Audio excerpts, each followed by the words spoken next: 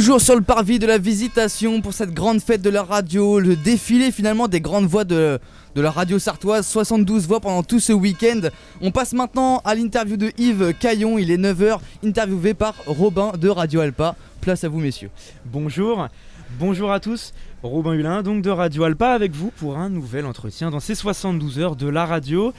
Et j'ai la chance aujourd'hui de recevoir un visage connu ici en Sarthe, ou plutôt, surtout une voix de la radio et surtout une émission. Il est le plus ancien bénévole de Radio Alpa avec son éternel rendez-vous rock et musique tous les samedis. Ça s'appelle Super Phoenix évidemment et il s'appelle Yves Caillon. Bonjour Yves Caillon. Bonjour. Merci d'être avec nous. Vous êtes là depuis 1985, vous êtes le plus ancien bénévole de Radio Alpa.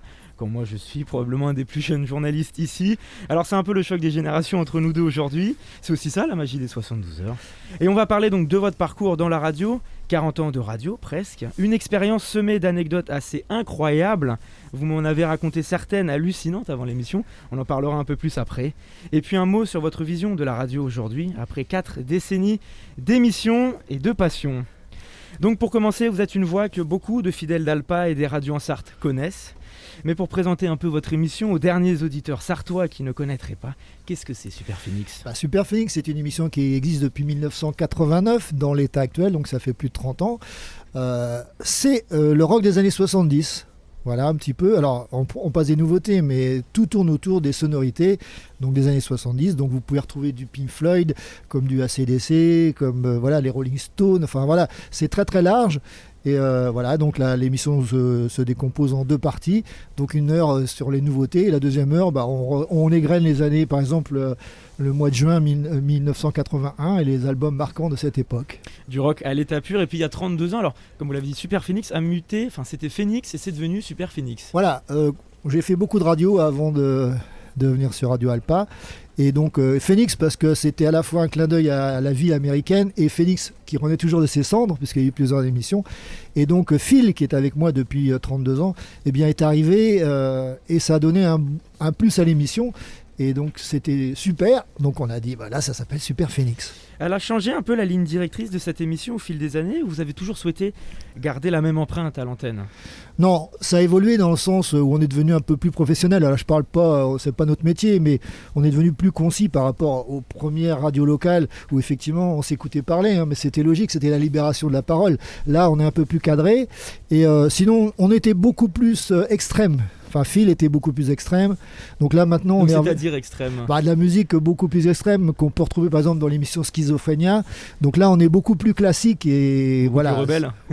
Ouais, voilà. Mais nous, avec l'âge aidant, on découvre beaucoup de choses aussi, malgré l'âge.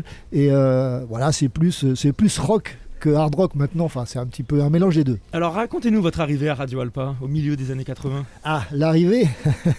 Jean-Yves n'était pas encore là. C'était Marc Landry. Alors on retourne loin en arrière là. Voilà, c'était Marc Landry qui était responsable d'antenne. Alors moi j'avais d'abord commencé à Radio Progress. Donc j'avais fait une émission qui existait déjà, je suis arrivé. Après j'ai voulu voler mes propres ailes. Donc j'ai fait une émission. Ensuite je suis allé sur Radio 24. Bon, c'est pas ceux qu'on connu. Le studio ont brûlé, donc c'était fini. Je suis allé sur Radio Men jusqu'à ce qu'on décide de faire quelque chose de beaucoup plus commercial. Je suis retourné à Radio Progress où là on montait carrément par les fenêtres parce que c'était fermé à l'époque, c'était la fin de cette radio-là. Et je suis arrivé sur Radio Alpa. Donc voilà, et ça fait presque 35 ans. Vous ne l'avez jamais quitté ? Non. Qu'est-ce que 1980 et la libération des ondes a changé pour vous ? Ah, alors c'était une continuité pour moi parce que j'étais dans un groupe de rock, j'étais chanteur pendant 5 ans, donc les autres musiciens ont fait des carrières, donc ceux qui connaissent, il y avait Bébé Requin, donc il y en a un qui est parti là, il y a eu Nightingale, il y a eu Rossignol, il y a eu d'autres groupes comme ça, Astaroth, Queensway, donc ça c'est les groupes qui ont marché, et donc moi quand j'ai arrêté de chanter, en fait, je savais pas trop quoi faire, et puis un jour j'ai entendu une annonce à la radio où on cherchait effectivement des animateurs, et donc qu'est-ce que ça a changé ? Pas grand chose, au lieu de chanter, je parlais. On était hors la loi un peu à l'époque quand on faisait de la radio. Hein. Ouais, on le voyait pas comme ça. Moi j'ai connu quelqu'un, effectivement, j'habitais sur Allen, qui lui avait commencé, il avait eu des ennuis avec la police, il programmait chez lui des choses, c'était un fan des Beatles, donc lui il avait été un petit peu embêté. On aura Bernard Vétillard justement dimanche qui nous racontera plein d'anecdotes. Donc il avait été embêté par la police, mais après dès que ça s'est ouvert, je dirais qu'on a eu la chance de pouvoir s'exprimer, alors c'était différent, voilà. C'est ce que vous avez toujours voulu être, vous ? Une voix déjà, avant d'être un visage ? C'est ça aussi la magie de la radio. Ouais, alors bon, effectivement, moi j'ai toujours adoré ça dans le sens où comme voilà, j'étais chanteur, donc c'était ma voix. Bon, j'étais pas un bon chanteur, mais c'est ma voix quand même qui était l'instrument. Et là, j'ai voulu continuer effectivement dans un autre. Au lieu de chanter mes propres trucs, je faisais la promotion des autres groupes que j'adorais. Donc voilà. Et puis alors 40 ans de radio, ça marque aussi en histoire assez incroyable.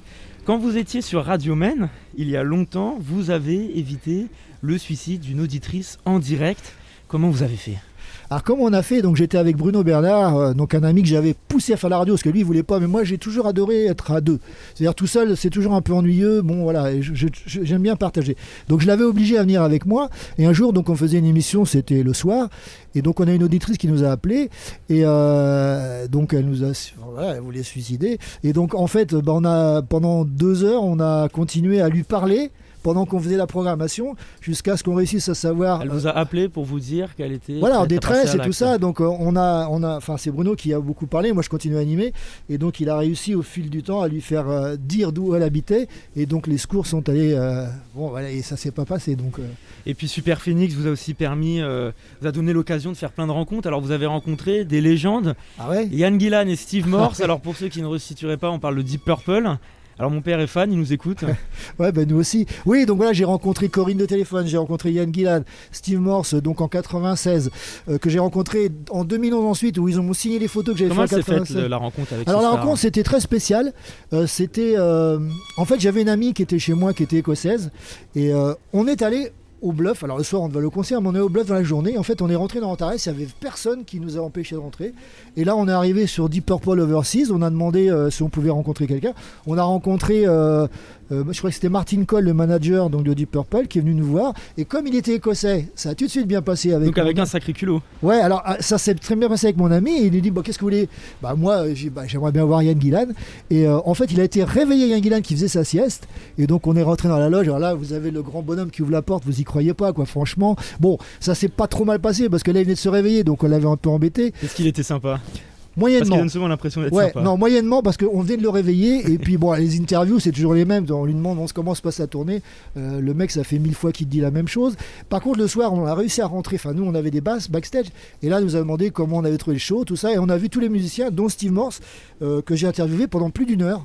Vraiment adorable. Et les autres, on les a vus ensuite quand ils partaient, mais c'était, ça reste un souvenir. Les mines Motorhead aussi. Ouais, les mines Motorhead. Alors là, c'était aussi cocasse, c'était à Allen. Et très, très, très sympa. Donc on a partagé une bière avec Phil Campbell. Et bon, eux, par contre, ce qu'ils voulaient, c'était trouver des filles après le show, quoi. C'était les miens. Ouais, voilà, ouais. Ça a changé un peu votre vision de cette émission, le fait de rencontrer ces stars. Il y a eu un avant et un après. Alors, je dirais que je les ai rencontrés tout le long de. Alors, ce qui est un peu plus facile aujourd'hui, c'est d'avoir des stars. Bon, celle-là, c'est un peu compliqué. Mais je fais beaucoup de choses à côté et je récupère des voix. C'est-à-dire que pour l'émission, pour ceux qui écoutent, on a fait un générique qui est vraiment bidouillé, une sortie qui est bidouillée. Et tout le long de l'émission, vous avez des jingles qui sont à la fois des voix connues et des voix inconnues. Et voilà, ça m'a permis aussi de rencontrer des gens, de faire des interviews, puis de choper aussi des petits jingles. Y a-t-il des choses qui ont changé dans votre rapport à la radio entre quand vous avez commencé il y a 40 ans et aujourd'hui, là, sur ce plateau, avec moi en face, pour les 72 heures de la radio? Déjà, tu serais pas là. Alors ça, c'est vrai, c'est vrai. Mais mais on a vu hors antenne qu'on partageait les mêmes goûts, ça fait vachement plaisir, parce que c'est aussi le but. J'ai réussi quand même à... on va revenir à tes questions, mais j'ai un fan un jour qui m'a dit, grâce à Super Phoenix, je suis devenu fan de Synésie. Voilà, c'était achevé. Alors la radio, c'est effectivement, quand on est arrivé, nous c'était les platines cassettes, les platines vinyles, les Revox pour enregistrer, pour rediffuser. Aujourd'hui, techniquement, même si Radio Alpa n'est pas au top de ce qui se fait en numérique, enfin je veux dire, on a vraiment du bon matériel et on peut faire nos montages chez nous avec les ordinateurs, ce qui n'existait pas. Donc on peut faire des choses beaucoup plus propres et on a appris, comme je disais aussi, on s'est un peu professionnalisé dans le sens où on s'écoute moins parler et on fait des choses beaucoup plus carrées, beaucoup plus dans le timing. Moi, à une époque, j'étais obligé de me chronométrer parce que sinon, je m'écoutais parler et les auditeurs, ils avaient une chanson sur 1 heure, quoi. Et puis, alors, parfois, il y a d'autres souvenirs, on y revient un peu, comme cette fois où il y a un jeune auditeur fan de votre émission qui vous demande un autographe, vous vous prêtez au jeu de la rockstar. Ouais, voilà, mais ça c'est bon, rigolo. Je suis assez humble. Bon, j'aime bien être reconnu comme tout le monde, mais bon, c'est pas le cas. Mais voilà, oui, dans mon travail, donc je formais pas mal de jeunes et un jour, donc je formais cette personne et puis on vient à discuter de la musique et de la radio. Et en fait, c'était quelqu'un qui nous écoutait et il était vraiment fan. Alors, il m'a fait signer un poster, c'était pas le mien, un poster où il m'a absolument harcelé pour que je le fasse. Je l'ai fait bon, mais j'ai été un peu réticent, mais bon, ça me fait toujours rigoler de faire ces choses-là, quoi. Eh bien, merci beaucoup Yves Caillon, merci de nous avoir fait découvrir ou rappeler, pour certains, votre long parcours. Le programme, lui, il continue tout de suite avec les 72 voix de la radio. A tout de suite sur notre antenne avec de nouvelles interviews et de nouveaux invités. Merci.